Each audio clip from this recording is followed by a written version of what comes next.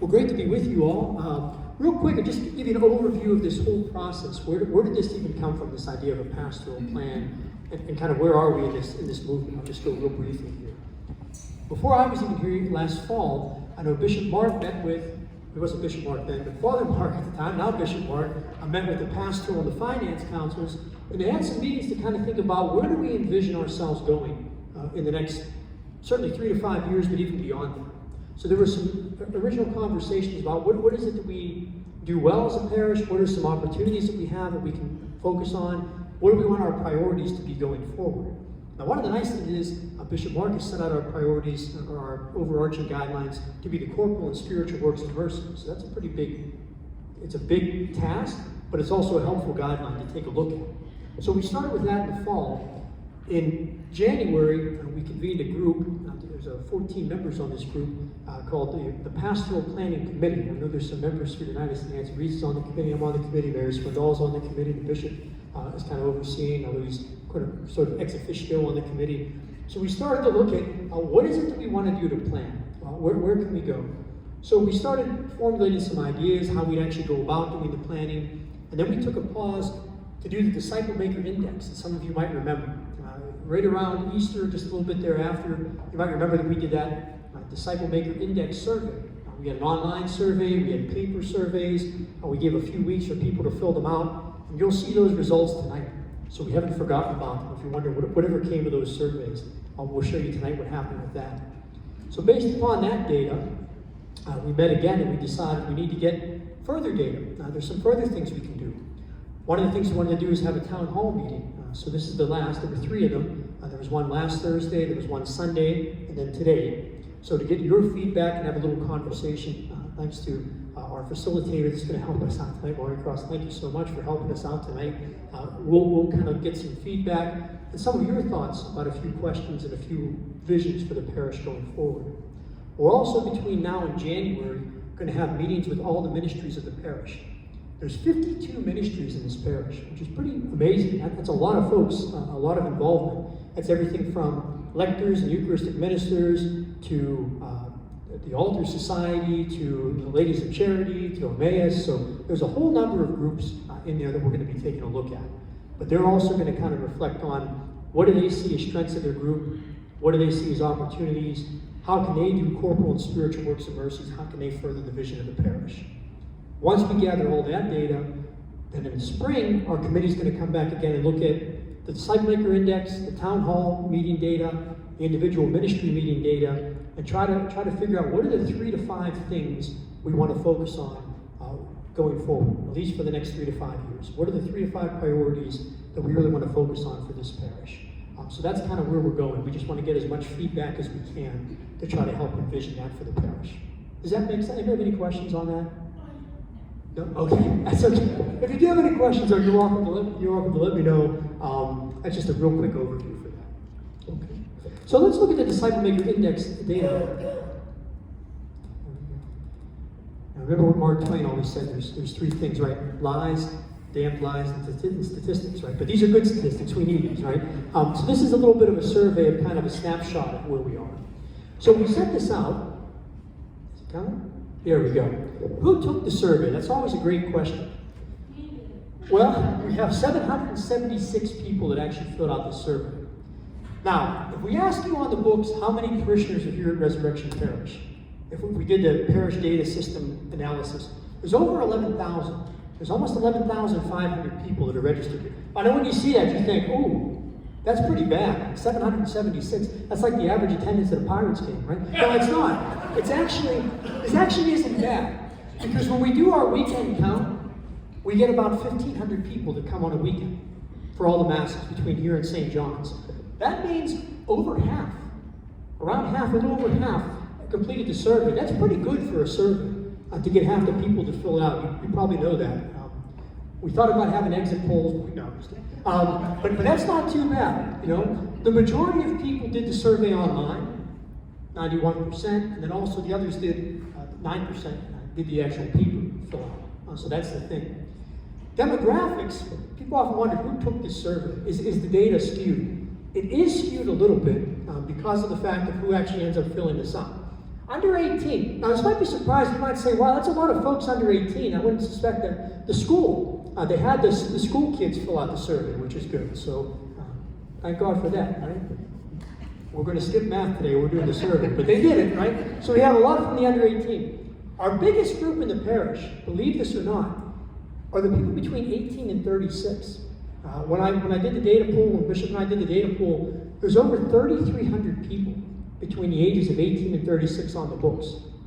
Now, that's good news. There's a lot of opportunity. The tough part is not a lot of them are here.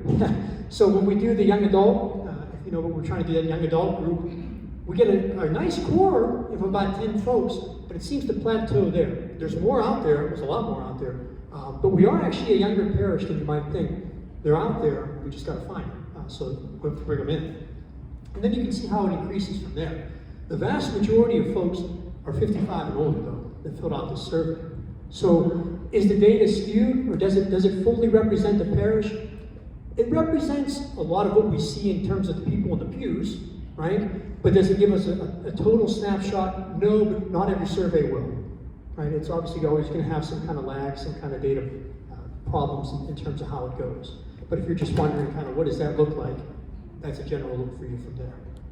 Okay. Any questions on any of that so far? No, we're good?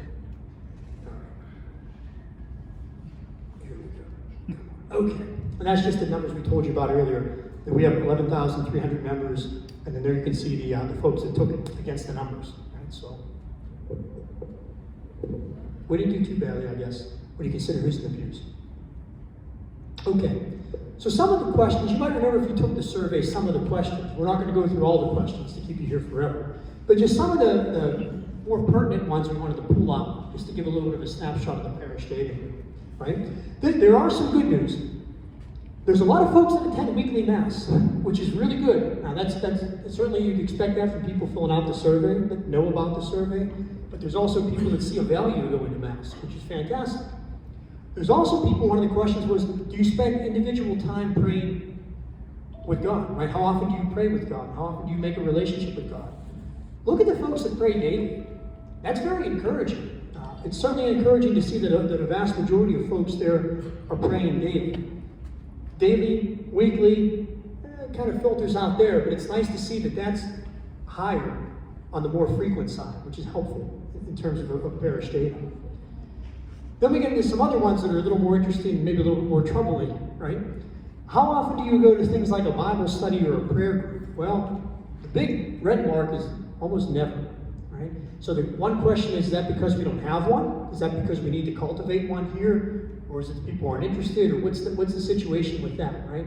So there's a potential with that question, with questions like that for some growth. The sacrament of reconciliation is kind of, sadly, reflects a national trend. I think it's 60% of Catholics don't go to reconciliation at all. That's across the country here. But we're certainly seeing that here, right? How many people, you don't think too many people go daily, I hope not, right? But as it goes down the bell there, once or twice a year, those Easter duty folks are pretty high, but there's also a pretty big high number that never go, that never come to the sacrament of reconciliation. So there's a little bit of a disconnect with some of the sacraments and faith, the journey of faith. So that's something we take a look at, maybe for evangelization. There's some other questions. How often over the following year, over the past year, have you? These are a little bit troubling. How often have I ever invited someone to join me in an activity at the parish? The vast majority are once or twice or never. So not regularly we have people invite folks come in. Maybe that's a question for evangelization. How can we be more inviting? Or how can we invite people to come in? It's a good question. How often have I invited someone to join me for Mass? Also kind of reflects that same question. More skewed to the once or twice in the past year or never. So there's an opportunity there. I know we all struggle with that, with Mass attendance. We probably have people in our own families that don't attend. Maybe we fight with our own kids about that. So it's not reflecting a trend I don't think that we're surprised by, but it's certainly something we want to address. We want to take a look at. These are very troubling. I used to be a vocation director. I'm a recovering vocation director. So these are troubling questions for me. How often have I invited a man to consider a vocation to the priesthood? Ooh, look at the never. Look, that actually doesn't surprise me. When I was vocation director, the biggest fight I had were often with parents. were often with the parents. Because a lot of parents would say, my son is not going to be a priest. What a waste of time. I want grandkids. That's a terrible life. I thought, wow, well, good luck in your church. You know? My daughter will never be a nun. Okay. Happy Sunday to you. You know? So that's a little bit troubling. So maybe there's something we got to kind of say, hopefully we're showing, Bishop and I are happy people. Aren't we happy people?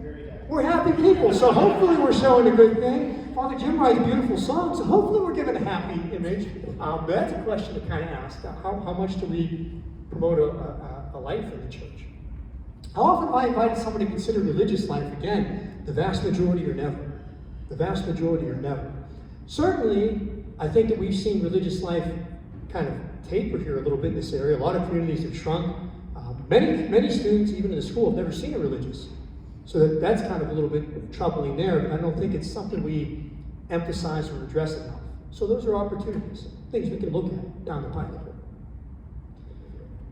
Then some questions about the parish itself. My parish helps me to connect by involving me in decisions that affect the future of the parish. Now these all start to become more like a bell-shaped curve, right? Which you kind of see in a lot of statistical models, right? The majority here, some, often, you might remember that the questions went from strongly disagree, neutral, agree, strongly agree. Remember, those are the options you were given. The vast majority in there are neither agree nor disagree or agree. Right? It's kind of in that middle there. That's one of the reasons why we're having like what we're doing tonight, the town hall meeting. Did the surveys, doing these meetings with the ministries. We want to try to involve as many folks as we can, just so that when we make a pastoral plan, people aren't going to say, where'd that come from? Who made that up? We didn't think that's, so this is the opportunity we're trying to kind of correct that a little bit, the bell shape. My parish makes me feel welcomed and accepted. The good news is most people either agree or strongly agree, so that's helpful. But there's a piece in the middle, that yellow bar, which are the people in the neutral zone. We don't know what those folks in the neutral zone are, like why they put that. We either think that they could be skewed to the we disagree, but we're too nice to say that, like we don't want to make people feel bad, or they don't know how to answer the question, or they don't understand like how it applies to them. So that's a question, that middle zone. How do we move those folks up? At least into the agree, but maybe into the strongly agree, which would be nice. My parish helps me by providing me with opportunities to serve those in need. Again, the vast majority of folks there agree or strongly agree, but there is a significant portion in the middle that don't know.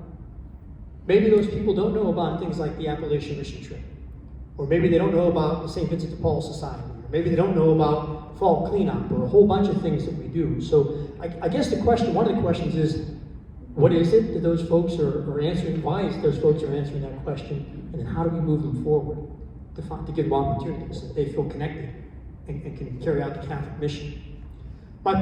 This makes me a little nervous. My parish helps me by following up with me when I express interest in becoming more involved. Again, there's more agree and strongly agree, but look at that big piece in the middle that are like, we don't know. So I'm wondering, like, do we have people that have signed up to be electors we don't get back to? Or maybe like new people that join the parish and we don't have anything to kind of welcome new families to the parish. It's like, hey, welcome, shake my hand, here's your envelopes, see you at Christmas. No, so we find a way to kind of, how do we get those folks involved? And how do we have them find a way to be connected to the parish? So that's a question.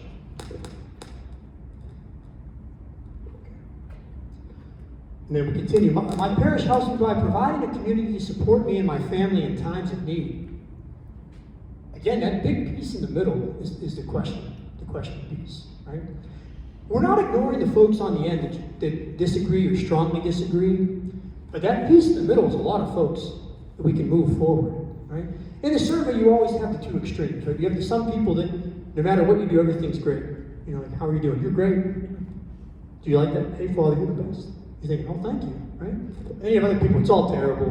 Boo, burn it down. So we try to kind of think, well, the extremes are the extremes, but what about those folks in the middle? How can we move them up a little bit? So that's a big question. How do we support those in need? What are we doing with bereavement ministry? What are we doing with folks that are struggling with jobs? What are we doing with people that are struggling with family situations or with caring for an elderly parent or fill in the blank, right? So these are all questions in there. How do we address that? How does our plan look at that? My parish provides me with pertinent information about the finances of the parish. Right? Most agree or strongly agree. There's that big thing in the middle. I know once in a while we put financial reports in the parish. It's always tough when you preach about money, right?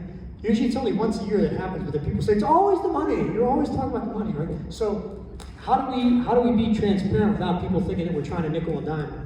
We're robbing Peter to pay Paul. That's the question to figure out. What do we do with that? But transparency is always what we want. This is very encouraging. My parish makes information about what's going on easy for me to find via the bulletin, flock notes, Twitter, whatever. The nice thing is most people agree or strongly agree. So I'm glad for that. I know Susan Young works really hard on that. I know she does a great job with the bulletin and with some of our social media, with flock notes. So I think we have things available, but it's always just making sure people know what we're doing, what's available, what's going on. So that's a pretty good thing. We can obviously always do better, but it's at least encouraging that most people feel like they know what's going on, or they can find resources for what's going on. And then my parish community communicates effectively through online platforms, text, social media. That's pretty good. Now the folks in the middle, we're not sure if they're not signed up for flock notes, if they don't even know what flock notes are. Maybe they don't even have Twitter, maybe they have no idea what that is. Bishop Mark and I are going to start TikToking. No, just kidding. But all those things we have just to get some more information. We're thinking about it. My parish helps me, these are very interesting, especially I think as priests we look at these. My parish helps me grow spiritually by helping me to develop a personal prayer relationship connected to God. Again, most are on the I agree, but there's that big portion in the middle. So what do we do with that? I know seminarian John taught a prayer class last year. People really liked it. He did a whole year on prayer, which was great. So maybe more things like that, or maybe more opportunities. We're blessed here too that we have an adoration chapel, which most places do not have. So there's resources there, but how do we make that connection? Offering vibrant and engaging Sunday masses. I was sweating this one out, but I think we're doing pretty well for this. Most people obviously agree or strongly agree with vibrant masses. There are some folks kind of in that middle piece, but most feel like they're being engaged. Offering masses to deepen my desire to participate more fully in the Sunday liturgy. Again, more people are on the agree and strongly agree side, but there is that portion in the middle. How do we make the liturgy so that people understand what's going on, want to be there, want to go deeper in their faith life, and see it as integral? That the liturgy is the center of what I need to do, and the center of who I am as a Catholic. This is a little bit kind of a one we have to look at. My parish helps me connect with a small faith-sharing group. The majority of folks, they don't know how to answer that. And I don't think we've done a lot with faith-sharing groups. That's one of the things I think, an opportunity we can have. Smaller community, smaller growth going forward. So that's more the bell shape, but that middle piece, there's a lot to do in there. There's a lot of work to be done in the small groups there. I sweated this one out, but I think we're doing better than I thought, better than I was hoping. My parish preaches homilies that connect me with my faith in everyday life. So that's pretty good. That's pretty good. We can obviously do a little bit better, but it looks like most people are getting something from the homily. At least they're saying, or at least they're too nice to tell us, it's not bad. I haven't been booed in at least 4 years. No, so we're doing something. And then finally, my parish gives me opportunities for retreats, workshops, and other resources. We do have some. We do have things like the men's retreat, the women's retreat, Emmaus retreats. We do have some things like that, but obviously either some folks aren't signing up, don't know about it, or don't see that as a huge opportunity for their life. And so those are some things there. And finally here, my parish helps me grow spiritually by teaching me to read and pray with the Bible. Ooh. Maybe that's a time for more scripture study, or for a Bible study, or an opportunity there. Some people are like, we don't know what to do with that. So that's something to take a look at. My parish helps me to prepare for the sacraments, prepare my family for the sacraments. Again, we're more on the agree, disagree, but still there's a strongly agree, but there's a lot of people in that middle piece. So maybe that's a question of, what do we do for married couples? What do we do for couples once they are married? What do we do to support people that are going to some of these other big sacraments of their life? After confirmation, many times that's graduation for a lot of, sadly it's graduation for a lot of times. So how do we treat that as it's not graduation, right? There's the old joke I told this Sunday, but if you heard it again, I apologize. There was a farmer once who had bats in his barn, couldn't get rid of them. And he called a priest in, the bats were gone. The bats were gone in an hour. He goes, Father, what did you do? He goes, it's simple, I baptized and confirmed them, they'll never come back, right? Well, sometimes that's true. Sometimes there's something to that. So how do we make sacraments so not just I get this sacrament, okay, but I get this sacrament to change my life, to live a life of faith? So that's a question. Are we preparing people? And if we're not, or if they're not sure, what can we do better? And then finally, this is very important, my parish helps me to become a disciple of Jesus Christ. That's the most important thing. If we're not doing that, we got problems. So again, there's a decent piece in that middle. Again, most people agree or strongly agree, but there's a piece in the middle that people either don't know how to answer that or don't know what it means to be a disciple. And that's something I think we really got to kind of look at and focus on going forward. Okay. Any questions on the data? Any thoughts, questions, troubles? How would the church connect me with my class? That's a good question. That's a good question. How would the church connect you to your faith and other people, right? No, in my swim team. Oh, in your swim team. That's a good opportunity. We could use that. We could use that. I used to swim second in the Olympic, no, I'm just kidding. But it's a good question to see, like, how do we connect groups? How do we connect folks to their faith? That's a good question. And that's one of the things I hope in some of the discussions it comes up with. Any other thoughts about the data, questions, troubles, burning issues? Fantastic. All right, well, in that case, here's Mary.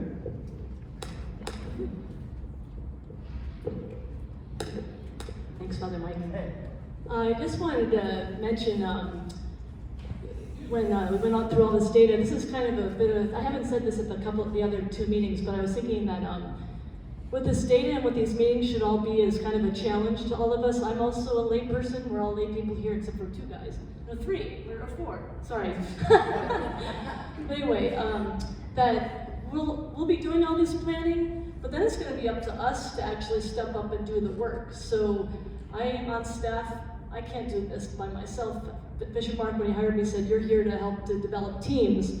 And that's really going to be the critical part of this, is that we'll do this planning, but then we're all going to have to own that if we want this parish to be vibrant and a place where that's welcoming and where people are brought closer to God and to Jesus, then that's on all of us. That has to be something we are all part of. So that's the challenge. And so this will be a journey for all of us, but it's not going to just be, here are my ideas. We'll have to follow up on those ideas. So the next part of this evening is the listening session. And so it's very nice that we have Maureen Crossan, who helped to facilitate the Synod session we had here back in March. And she also facilitated 8 or 9 other sessions throughout the diocese. So she has a lot of experience with both facilitating listening sessions, and she has a lot of experience as a theology professor at Carlo with the Works of Mercy. So I'm really grateful on behalf of the parish to have Maureen join us.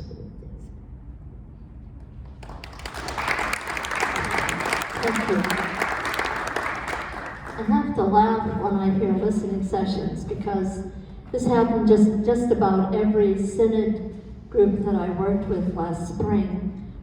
People left and said to me, I thought that we were supposed to come and listen. And here they want to listen to us. And it was a real turn of the tables for several of those groups, several people that came to those sessions. So this is a listening session, but it's a listening to one another, as Mary said, and as Father Mike presented with the survey. I also want to add something that I've heard in the last 2 sessions at my small group. I've had the opportunity, and really honored, to facilitate a small group while I've been here as well. But one of the things that has come up is we certainly are looking at the Works of Mercy as the foundation of the pastoral plan for the parish. And as Mary said, that means all of us. But a question that might be interesting to ask and important to ask, and this is what came up at the tables, was how do each one of us do the works of mercy? They are uniquely Catholic. It's not that our brothers and sisters that aren't Catholic don't do them, but we make a very deliberate approach to our lives as the works of mercy. And I found that a very interesting question to come from the group. So as you leave here tonight, if you haven't done this for yourself, try to go over those beautiful works of mercy that you have on that wonderful magnet. I just put it on my refrigerator this afternoon. But how do you do those works of mercy? And which one should challenge you for this month? I've been asked to talk to you about mercy and about dialogue. So let me say a word or two about mercy, and then I'll talk about dialogue. Mercy is the essential, let me not use an adjective. Mercy is the very essence of God. The very essence of God. In the Old Testament, there are two words for mercy. One in Hebrew is chesed, and chesed means covenant love. It's a love that's begun by God, initiated by God. God can't break it. We can break it. We can break the covenant, but God can't. That's chesed. The other word for mercy in the Old Testament in Hebrew is rachamim, and the root word of that word is womb. And it means womb-like love, or what we would call compassion, to feel with another human being so as that you're one, like a mother and child.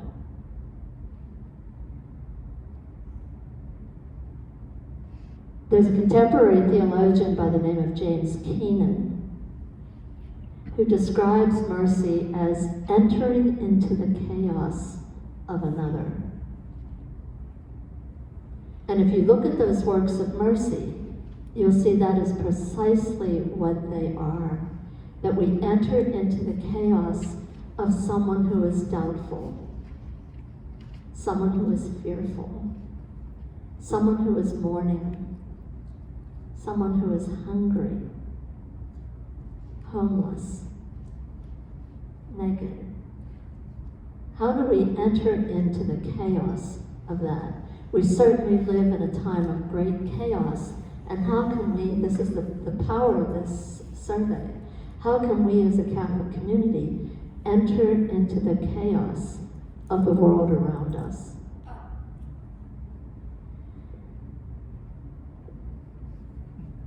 Developing a pastoral plan with the foundation of the works of mercy is a very powerful and very practical approach to a pastoral plan. Anytime we do planning, we are talking about the future. And again, let me just go back in church history. In the early church, the church was very much aware of the future. And we know that because there was this great anticipation of the coming of Christ. Now, in Latin, there are two words for future.